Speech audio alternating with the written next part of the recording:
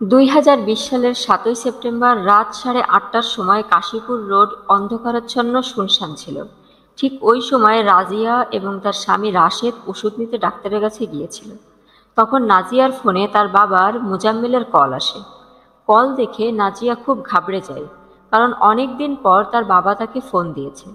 নাজিয়া বুঝতে পারছিল না এতদিন পর তার বাবা তাকে কেন ফোন দিয়েছে। এসব চিন্তা করতে করতে নাজিয়ার ওষুধ নেওয়া হয়ে গেলে তার স্বামী বাইক স্টার্ট দেয় এবং তারা আবার বাড়ির দিকে রওনা দেয়, কারণ তাদের বাড়ি যেতে সময় লাগবে মাত্র 3 থেকে 4 মিনিট। তাই নাজিয়া তার বাবাকে বলে বাসায় গিয়ে নিরিবিলি কথা বলবে। কিন্তু তারা বাড়ির কাছে মোড়ে যেতেই সামনে থেকে কিছু লোক তাদের উপর এলো পাথারিভাবে গুলি করতে থাকে। তারা কিছু বুঝে ওঠার আগেই বাইক থেকে মাটিতে পড়ে যন্ত্রণায় ছটফট করতে থাকে, কারণ তাদের শরীরে অনেকগুলো গুলি লেগেছিল। মুহূর্তেই তাদের রক্তে রাস্তা ভিজে যায়। অধিক রক্তক্ষরণের কারণে তারা দুজন ওই সময়েই মারা যায়। এই দুর্ঘটনায় নাজিয়ার ফোন তার হাত থেকে ছুটে রাস্তায় পড়ে যায়। আচমকা এতগুলো গুলির শব্দে ওই মহল্লাবাসী খুব ভয় পেয়ে যায়। ঘটনাস্থলের আশেপাশের বাড়ির লোকজন জানালা খুলে এই দৃশ্য দেখে হতবাক হয়ে যায়। রাস্তায় দুজন যুবক যুবতীর লাশ পড়ে আছে, পাশে একটি বাইক পড়ে আছে। এই দৃশ্য লোকজন যেন দেখতেই থাকে, কারণ বোঝা যাচ্ছিল কেউ বা কারা তাদেরকে খুন করে পালিয়েছে। মহল্লার কিছু লোক হিম্মত করে বাইরে আসে এবং তাদের দুজনের কাছে যায়। তারপর আস্তে আস্তে সেখানে লোকজনের ভিড় জমে যায়, কারণ তারা দুজন ওই মহল্লারই বাসিন্দা ছিল। দেখা মাত্রই লোকজন তাদেরকে চিনে ফেলে এবং কেউ একজন রাশেদের ভাইয়ের কাছে ফোন দিয়ে পুরোপুরি ঘটনা খুলে বলে। কিছুক্ষণের মধ্যেই রাশেদের পরিবার এবং তার প্রতিবেশী ঘটনাস্থলে এসে পড়ে। এসেই তারা রাশেদের নার্ভ চেক করে, কিন্তু রাশেদের শরীর পুরোপুরি ঠান্ডা হয়ে গিয়েছিল, মানে সে মারা গিয়েছিল। পাশে নাজিয়াও মারা গিয়েছিল। তাই আশেপাশের লোকজন বলতে থাকে তাদের হাসপাতালে নিয়ে গিয়ে আর কোনো লাভ হবে না, কারণ তারা দুজনই মারা গেছে। তখনই কেউ একজন পুলিশে খবর দেয়। এই মহল্লা কাশীপুর কোতোয়ালি থানার অন্তর্গত ছিল। তাই কোতোয়ালি প্রভারী সতীশচন্দ্র কাপড়ি তার টিম সহ ঘটনাস্থলে রওনা দেয় এবং এএসপি রাজেশ ভাট এবং সিও মনোজ ঠাকুরও ঘটনাস্থলে এসে পৌঁছায়। পুলিশ ঘটনাস্থল দেখতে থাকে। রক্তাক্ত অবস্থায় দুজন যুবক যুবতীর লাশ পড়ে আছে। মৃত রাশেদের চেহারা পুরোপুরিভাবে নষ্ট হয়ে গিয়েছিল, কারণ হত্যাকারী ঠিক তার মাথায় গুলি করেছিল। এতে তার চেহারা চেনা অনেক মুশকিল হয়ে যাচ্ছিল। তারপর পুলিশ রাশেদ এবং নাজিয়ার পরিবারের কাছে তাদের দুজনের ব্যাপারে জানতে চায়। রাশেদের পরিবার জানায় রাশেদ এবং নাজিয়া দুজন দুজনকে অনেক ভালোবাসত। অনেক দিন ধরে তাদের প্রেমের সম্পর্ক ছিল। তারপর 2020 সালে জুন মাসে পালিয়ে গিয়ে তারা বিয়ে করে। তারপর কিছুদিন পরে তারা দুজন আবার কাশীপুর চলে আসে এবং সেখানে ভাড়া বাড়িতে দুজন থাকতে শুরু করে।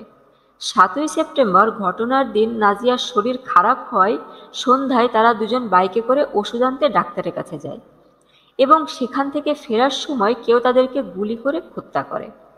ঘটনা তদন্ত করার জন্য ঘটনাস্থল থেকে পুলিশ রাশেদ এবং নাজিয়ার ফোন নিজেদের কাছে নিয়ে নেয়। পুলিশ তাদের দুজনের মোবাইল ফোন চেক করে দেখে ঘটনার সময় নাজিয়া তার বাবা মুজাম্মেলের সাথে কথা বলেছিল। এটা দেখার পরই পুলিশের সন্দেহ হয় যে এই হত্যাকাণ্ডে হয়তো নাজিয়ার বাবা মুজাম্মেলেরও হাত থাকতে পারে। এরপরেই পুলিশ খুব দ্রুত মুজাম্মেলের বাড়িতে যায় এবং দেখে তাদের বাড়িতে তালা লাগানো। মুজাম্মেল সহ তার পরিবারের সবাই নিখোঁজ। এটা দেখে পুলিশের সন্দেহ আরও বেড়ে যায়। এরপর পুলিশ তাদেরকে সব জায়গায় খুঁজে, কিন্তু তাদের কোনো খোঁজ পাওয়া যাচ্ছিল না। তারপর পুলিশ মৃত রাশেদ এবং নাজিয়ার বডি পোস্টমর্টমে পাঠায়। এই ঘটনায় মৃত রাশেদের ভাই নাইম, নাজিয়ার বাবা মুজাম্মেল, ভাই মহসিন এবং নাজিয়ার মামা আফসার আলী আর জোহর আলীর বিরুদ্ধে ধারা 302, 342 এবং আরও অনেক ধারাতে মামলা করে। এই কেসে ইএসপি রাজেশ ভাট এবং সিও মনোজ ঠাকুরের নেতৃত্বে আলাদা আলাদা 3টি টিম গঠন করা হয়। পুলিশের টিম আসামিদের ধরার জন্য শরীফনগর, ঠাকুরদুয়ারা এবং মুরাদাবাদে সম্ভাব্য অনেক জায়গায় তাদের খোঁজ চালায়, কিন্তু অনেক খোঁজার পরও তাদের কোনো খোঁজ পাওয়া যাচ্ছিল না। তারপর হঠাৎ 9 সেপ্টেম্বর 2020-এ পুলিশের এক খোঁচর জানায় নাজিয়ার বাবা মুজাম্মেল আর ভাই মহসিম তারা দুজন দাড়িয়াল রোড লোহিয়া পুলের পাশে কোথাও যাওয়ার জন্য দাঁড়িয়ে আছে। এটা জানার পরই কাশীপুর কোতোয়ালি থানার পুলিশ টিম সহ দ্রুত লোহিয়াপুলে পৌঁছায় এবং চারপাশে ঘেরাও করে তাদের দুজনকে অ্যারেস্ট করে কাশীপুর কোতোয়ালি থানায় নিয়ে আসে। তারপর পুলিশ তাদেরকে এই হত্যাকাণ্ড সম্পর্কে জিজ্ঞাসাবাদ শুরু করে। প্রথমে তারা দুজন পুলিশকে এদিক সেদিক ঘোরানোর অনেক চেষ্টা করে। তারপর নাজিয়ার বাবা মুজাম্মেল পুলিশকে এক আজব কাহিনী শোনায়। মুজাম্মেল বলে সে আর তার ছেলে মহসিম যখন নাজিয়ার সাথে দেখা করার জন্য তার মহল্লায় যায়, ততক্ষণে এই হত্যাকাণ্ড হয়ে গিয়েছিল। রাশেদ এবং নাজিয়াকে ওই অবস্থায় দেখে তারা খুব ভয় পেয়ে যায় এবং এটা ভেবে ভয় পায় যে এই হত্যাকাণ্ডের ভার তাদের উপর এসে না পড়ে, তাই তারা দুজন দ্রুত ওখান থেকে পালিয়ে যায়। মুজাম্মেল আরও বলে সে তো রাশেদের বিরুদ্ধে কোনো মামলাও করেনি। রাশেদ আর নাজিয়াকে খুন করতে চাইলে সে আরও আগে তাদেরকে মেরে ফেলতে পারত। নাজিয়ার বাবার এই বয়ান শোনার পর পুলিশ সতীশচন্দ্র কাপড়ির বিশ্বাস হচ্ছিল না। তার মনে হচ্ছিল মুজাম্মেল হয়তো মিথ্যা বলছে। তারপর পুলিশ আরও জোরালোভাবে তাদেরকে জিজ্ঞাসাবাদ করে। এতে মুজাম্মেল এবং তার ছেলে মহসিন খুব ভেঙে পড়ে এবং তারা তাদের অপরাধ স্বীকার করে। রাশেদ এবং নাজিয়ার হত্যাকাণ্ডের কাহিনী শুনে পুলিশ পুরোপুরি হয়রান হয়ে যায়। বন্ধুরা, এই কাহিনী পুরোপুরি শোনার জন্য আমাদের সাথে শেষ পর্যন্ত থাকুন। আর আপনাদের এমন সত্য ঘটনা শুনতে ভালো লাগলে আমাদের চ্যানেলটি অবশ্যই সাবস্ক্রাইব করে রাখুন আর এমন সব মর্মান্তিক ঘটনা জানতে থাকুন যাতে আপনিও সাবধান থাকতে পারেন। আসুন এবার আপনাদেরকে এই রাশেদ এবং নাজিয়ার হত্যা কাহিনী সম্পর্কে পুরোপুরি শোনাই। মৃত রাশেদের বাবা কামরুদ্দিন উত্তরাখণ্ডে কাশীপুর শহরে আলিখা মহল্লায় থাকতেন। কামরুদ্দিনের অনেক বড় পরিবার ছিল, কিন্তু তার ছেলে মেয়ে বড় হতেই তারা ইনকাম শুরু করে। এতে কামরুদ্দিনের আর্থিক অবস্থা অনেক ভালো হয়ে যায়। কামরুদ্দিনের এক ছেলে কাজের জন্য দুবাই চলে যায় আর আরেক ছেলে রাশেদ সৌদি আরব চলে যায়। আরও এক ছেলে কাশীপুরেই কাজ করত। কামরুদ্দিনের বাড়ির পাশেই নাজিয়ার বাবা মুজাম্মেলের বাড়ি ছিল। মুজাম্মেলের আর্থিক অবস্থা প্রথম থেকেই মজবুত ছিল। মুজাম্মেল শরীফনগরের বাসিন্দাও ছিল আর গ্রামে তার অনেক জায়গা জমিও ছিল। এই ঘটনার ঠিক 10 বছর আগে গ্রামের কিছু জমি মুজাম্মেল বিক্রি করে দিয়েছিল। তারপর সে তার পরিবার সহ কাশীপুর আলিখা মহল্লায় এসে থাকতে শুরু করে। মুজাম্মেলের শ্বশুরবাড়িও এইখানেই ছিল। কাশীপুর আসার পর মুজাম্মেল এইখানেও কিছু জমি কিনে তাতে ক্ষেত খামারের কাজও শুরু করে দেয় আর জমি বিক্রির কিছু টাকা দিয়ে সে একটি ক্যান্টার কিনে নেয়। তার 4 ছেলেই বড় ছিল, তারা অনেক আগে থেকেই নিজেদের মতো কাজ করত আর ক্যান্টার মুজাম্মেল নিজেই চালাতো। মুজাম্মেলের 2 মেয়ে ছিল, যার মধ্যে বড় মেয়ের সে আগেই বিয়ে দিয়েছিল আর সবচেয়ে ছোট মেয়ে ছিল নাজিয়া। নাজিয়ার বাবা মুজাম্মেল আর রাশেদের বাবা কামরুদ্দিন দুজন দুজনার খুব নিকট প্রতিবেশী ছিল। 2 পরিবারের বংশ ছিল আলাদা, কিন্তু তারপরও তাদের সম্পর্ক ছিল খুবই ভালো। তারা একে অপরের ঘরের সদস্যর মতো ছিল। এরই ধারাবাহিকতায় মুজাম্মেলের ছেলে মহসিন আর কামরুদ্দিনের ছেলে রাশেদের খুব ভালো বন্ধুত্ব গড়ে ওঠে। যে কোনো কাজে গেলে তারা দুজন একসাথেই বের হতো। নাজিয়া মহসিমের ছোট বোন ছিল। নাজিয়া দেখতে অনেক সুন্দর ছিল, তাই রাশেদ তাকে ভালোবাসতে শুরু করে। নাজিয়াদের বাড়িতে যাওয়ার জন্য রাশেদের কোনো বাধা ছিল না। রাশেদ যখন খুশি নাজিয়াদের বাসায় আসতো। এইভাবে আসা যাওয়ার মধ্যে নাজিয়া রাশেদের চোখে তার জন্য ভালোবাসা দেখতে পায়। তারপর সেও রাশেদকে ভালোবাসতে শুরু করে। এভাবেই ধীরে ধীরে তাদের ভালোবাসা বাড়তে থাকে। কিন্তু দেখতে দেখতেই তাদের প্রেমের সম্পর্কের কথা ঘরের 4 দেওয়াল থেকে মহল্লায় ছড়িয়ে পড়ে। এই কথা যখন নাজিয়ার পরিবারের কানে আসে তখন তারা খুব পেরেশানিতে পড়ে যায়। মুজাম্মেল তার মেয়ে নাজিয়াকে বোঝানোর অনেক চেষ্টা করে, কিন্তু নাজিয়া রাশেদকে ছাড়তে রাজি ছিল না। এরপর মুজাম্মেল রাশেদের বাবা কামরুদ্দিনকে রাশেদের কুকীর্তির কথা জানায় এবং ছেলেকে শাসন করতে বলে, কিন্তু এদিকে রাশেদও পিছু হাঁটতে রাজি ছিল না। এভাবেই দেখতে দেখতে 2 পরিবারের মাঝে যে সুন্দর সম্পর্ক ছিল তা মুহূর্তেই ঘৃণায় পরিণত হয়ে যায়। তারা 2 পরিবারই নিজ নিজ ছেলে মেয়েকে অনেক বোঝানোর চেষ্টা করে, কিন্তু তারা দুজন কোনোভাবেই একে অপরকে ছাড়তে রাজি ছিল না। এতে 2 পরিবারের মাঝে ঝগড়া বিবাদ বাড়তে থাকায় এই কাহিনী পঞ্চায়েত পর্যন্ত চলে যায়। তারপর পঞ্চায়েতের সিদ্ধান্ত হয় রাশেদ কাশীপুর ছেড়ে অন্য কোথাও কাজে চলে যাবে। তারপর তার পরিবারের সিদ্ধান্তে রাশেদ কাজের জন্য সৌদি আরব চলে যায়।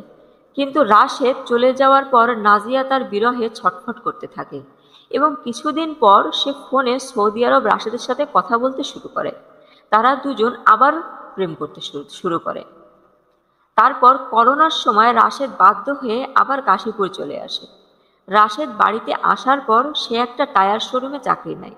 তখন নাজিয়ার ভাই মহসিম পুরনো কথা ভুলে আবার রাশেদের সাথে বন্ধুত্ব শুরু করে, কারণ সেও সৌদি আরব যেতে চায়। আর মহসিম এটাও জানতো যে লকডাউন খোলা মাত্রই রাশেদ সৌদি আরব চলে যাবে। রাশেদ সৌদি আরব যাওয়ার পর মহসিমেরও সৌদি যাওয়ার ইচ্ছা হয়, আর সে জানতো যে রাশেদের সাথে ভালো সম্পর্ক রাখলে সেও সহজে সৌদি আরব যেতে পারবে। তাই সে আবার রাশেদের সাথে বন্ধুত্ব করে। আর মহসিমের সাথে আবার বন্ধুত্ব হওয়ায় রাশেদ নাজিয়াদের বাড়ি আবার যাওয়া আসা শুরু করে। এই যাতায়াতে নাজিয়া আর রাশেদের প্রেম আরও গভীর হয়ে যায়। আর এই ঘটনার ঠিক 3 মাস আগে নাজিয়া আর রাশেদ দুজন আচমকা বাড়ি ছেড়ে পালিয়ে যায়। নাজিয়ার এমন কর্মকাণ্ডে তার পরিবার অনেক ভেঙে পড়ে, কারণ তারা স্বপ্নেও ভাবেনি যে একদিন তাদের মেয়ে এইভাবে তাদের মান সম্মান ভেঙে টুকরো টুকরো করে দেবে। নাজিয়ার বাবা মুজাম্মেল জানতো যে তার মেয়ে রাশেদের সাথেই পালিয়েছে। রাশেদের বাড়িতেও খোঁজ নিয়ে দেখা গেল রাশেদও বাড়ি থেকে পালিয়েছে।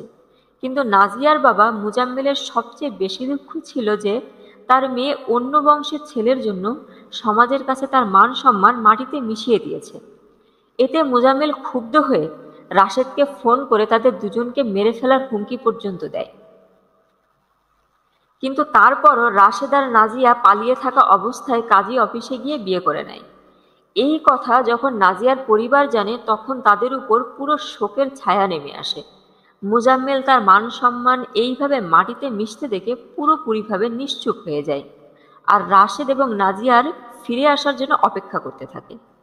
তারা দুজন বিয়ে করার পরপরই রাশেদ তার মোবাইল নাম্বার বদল করে ফেলে, যার জন্য মুজাম্মেল রাশেদের সাথে আর কোনো যোগাযোগ করতে পারছিল না। মুজাম্মেল পেশায় একজন ড্রাইভার ছিল। সে যে কোনো উপায়ে রাশেদের ফোন নাম্বার জোগাড় করতে চাচ্ছিল। তারপর সে দেখল শুধুমাত্র রাশেদের বাড়ির লোকের কাছ থেকেই রাশেদের মোবাইল নাম্বার পাওয়া সম্ভব। তাই কোনোভাবে রাশেদের মায়ের বিশ্বাস অর্জন করে তার মায়ের কাছ থেকে রাশেদের মোবাইল নাম্বার নেয়। তারপর মুজাম্মেল একটা নিখুঁত চাল চালে। একদিন নাজিয়াকে সে ফোন দিয়ে বলে, মা তুমি যা করেছো করেছো। নাজিয়া, মা তোমাকে অনেক দিন দেখি না, তোমাকে ছাড়া আর থাকতে পারছি না। তোমাদের প্রতি আমাদের আর কোনো রাগ ক্ষোভ নেই। তোমরা দুজন ফিরে আসো, তোমাদের দুজনের আমরা আবার ধুমধাম করে বিয়ে দেব।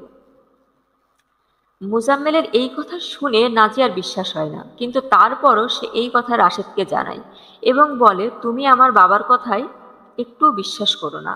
আমি আমার বাবাকে খুব ভালো করে চিনি।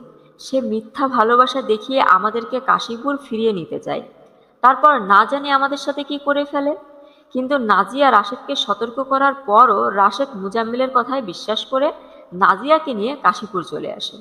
কাশীপুর আসার পর মতি মসজিদের পাশে আলিখা মহল্লায় রাশেদ একটি বাড়ি ভাড়া করে সেখানে নাজিয়াকে নিয়ে থাকতে শুরু করে। এরপর মুজাম্মেল রাশেদ আর নাজিয়ার প্রতি তার যে রাগ ক্ষোভ ঘৃণা ছিল তা মেটানোর জন্য উচিত সময়ের অপেক্ষা করতে থাকে। মুজাম্মেলের রাশেদ আর নাজিয়ার প্রতি এত বেশি ঘৃণা রাগ জন্মেছিল যে সে তাদেরকে মেরে ফেলার পর্যন্ত পরিকল্পনা করে ফেলে। আর তাই মুজাম্মেল উত্তর প্রদেশের এক গ্রাম থেকে পিস্তল আর গুলি কিনে রাখে নিজের কাছে। তারপর মুজাম্মেল তার ছেলে মহসিমের সাথে এক হয়ে নাজিয়া আর রাশেদের পিছনে ছায়ার মতো ঘুরতে থাকে আর দেখতে থাকে নাজিয়া আর রাশেদ কখন কোথায় কোথায় যায় আর কেন যায়। আর এই ঘটনার ঠিক 15 দিন আগে মুজাম্মেল জানতে পারে নাজিয়া আর রাশেদ জয়পুরে অবস্থিত কালুশিদের মাজারে গেছে। কালুশিদের মাজার পাথারামের জঙ্গলে অবস্থিত। সেখানে অনেক দূর দূর পর্যন্ত শুধু জঙ্গল আর জঙ্গল। এটা জানার পরই মুজাম্মেল তার ছেলে মহসিমকে সাথে নিয়ে মাজারের রাস্তায় ঘাপটি মেরে বসে পড়ে। কিন্তু ওই দিন তারা নাজিয়ার সাথে রাশেদকে দেখতে পায় না।